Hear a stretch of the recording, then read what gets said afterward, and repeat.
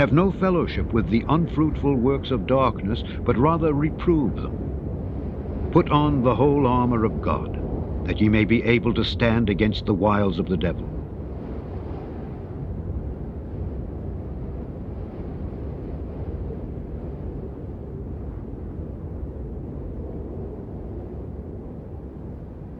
For the time will come when they will not endure sound doctrine, but after their own lusts shall they heap to themselves teachers, having itching ears.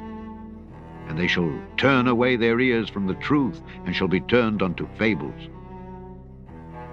I've only heard that Freemasonry is Jewish a few times, primarily from Matt Prosella, also known as ODD TV. I can't send my Jewish friends and family to Matt's Flat Earth material, or Hibbler Productions for that matter. When you hate a people group, you can't reach that people group.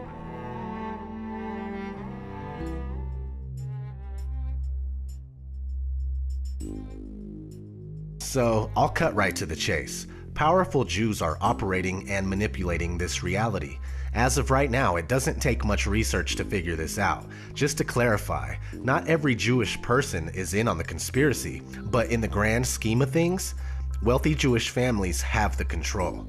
They own the Federal Reserve, they own the World Bank, they own Hollywood and the media, they own Freemasonry, and much, much more. Freemasonry is one of the oldest secret societies in the world, and was born from Judaism, and has nothing but Jewish terms and ideas. Freemasons are scattered across the world to serve as instruments for the elite agenda. And isn't it ironic how Matt throws all kinds of Masonic and occult symbols while exposing them in his videos?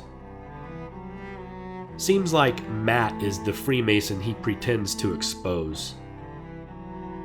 We'll see a lot more Freemason liar, fake truthers, and fake Christians pretending to expose Freemasonry as we progress through the series. Anyway, Freemasonry is not Jewish, it's Babylonian. And it's not even from the Babylonian exile time when Jews were there. It's from Nimrod's time, just after the flood, long before there were any tribes of Jews. Here's a quote from Arthur Edward Waite, a 33rd degree Freemason who was a prolific writer within Freemasonry. As regards Masonry, Babel of course represented a Masonic enterprise, and early expositors reaped full benefit from the fact. When they reached an abiding place in the land of Shinar, it is affirmed that they dwelt therein as Nochid, being the first characteristic name of Masons. It was here that they built their high tower of confusion, as it might be a Sion Cerebers. Out of evil comes good, however, and the confusion of tongues gave rise to the ancient practice of Masons conversing without the use of speech. The Tower of Babel was a Masonic enterprise, and Nimrod, the son of Cush, the son of Ham, was a great-grandson of Noah and was also the first Freemason. Freemasonry, the Babylonian system, stems from the wicked line of Ham, not the good line of Shem, which is where Judaism stems from. The Jewish people revere King David. However, the Freemasons revere King Solomon because King Solomon fell into idolatry and practiced witchcraft like they do. They base all their rituals off King Solomon, the wise king who sadly fell into occultism or Freemasonry. King David had a heart for God. King Solomon had a heart for women. That's why Freemasons do stuff like this.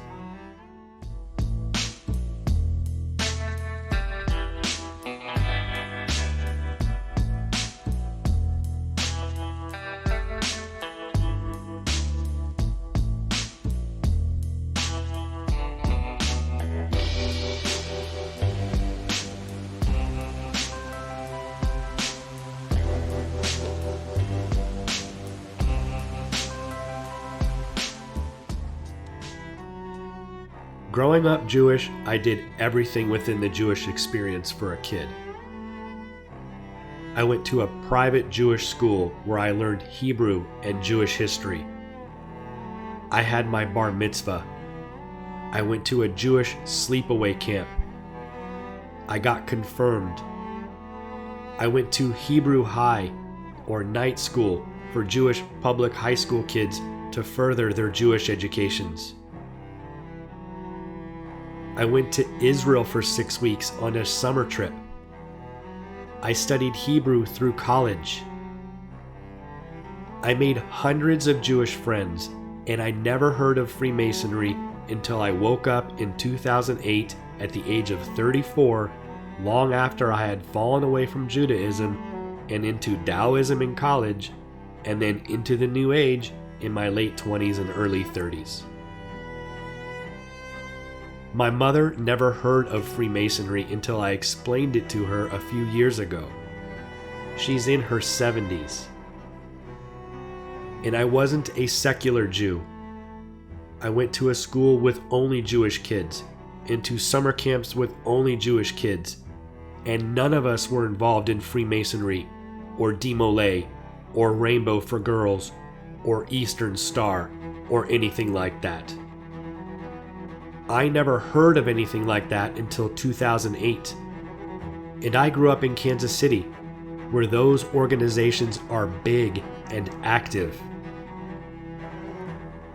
In part 1 of this series, I talked about the differences between Orthodox, Conservative, and Reformed Judaism. Reformed Jews are the least observant, but Orthodox and Conservative Jews are quote-unquote more religious and are weary of anything having to do with Jesus or the New Testament. My family doesn't even want me to say his name in their hearing. So most Orthodox and Conservative Jews wouldn't enter a Masonic temple to be initiated in a ritual with a Bible that includes the New Testament. All Masons receive an initiation Bible that includes the New Testament.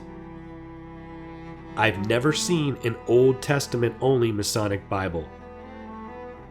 I've seen Masonic Qurans, but I couldn't find a Masonic Tanakh in either English or Hebrew.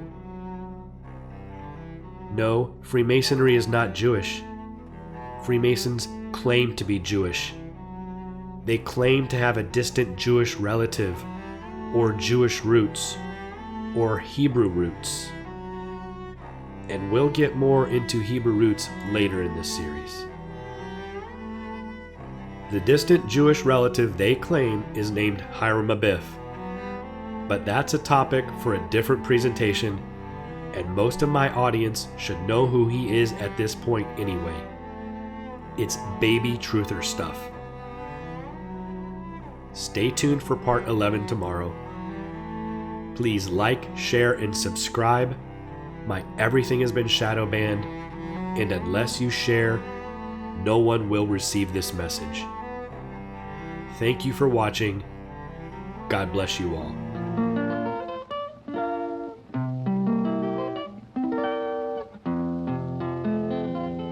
Well, it's over and over.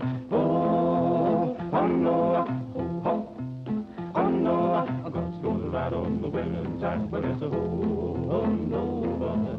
Oh, no, oh, no, God's gonna ride on the winning side. Brother Noah, my God's talking, ride on the winning side. Said he would ride on the wind and tide. Hey, children, stop still and listen to me. God walked down to the brandy sea. He declared that the Eve was the son of man, and then he decided to destroy the land. He spoke to Noah. Noah stopped. He said, Noah, I want you to build me an ark. I want you to build it 3 cubits long. I want you to build it big and strong. I want it 50 high and 50 wide, so it will stand the wind and tide. It's oh, Noah, oh, Noah. Oh, no, God's gonna ride on the winning tide. Well, it's a oh, no, oh, no, oh, God's gonna ride on the wailing tide. God's gonna ride on the wailing tide. Oh, Noah, brother Noah, my God's talking. Said he would ride on the wind and tide. Well, after the foundation was laid, then Noah began to hew and build. The ringing of the hammer cried judgment, the hewing of the saw cried sin and repent. 100 years he hammered and sawed, building the ark by the grace of God. When the ark was done, God's voice was heard. He said, now Noah, let me tell you what to do. Calling the animals 2 by 2, so he called them in the ark. 2 by 2, he called the birds, the ox with the kangaroo. Then he called and Japheth, the ham and Sham. Then God began to flood the land. He raised his hands to heaven on high, shook the stars and moon from the sky, shook the mountain, he troubled the sea, hit the wind to his chariot the wheel. He stepped on land, stood on the shore, and declared that time there wouldn't be no more. But it's over and over, oh Noah, oh Noah, God's gonna ride on the winning tide.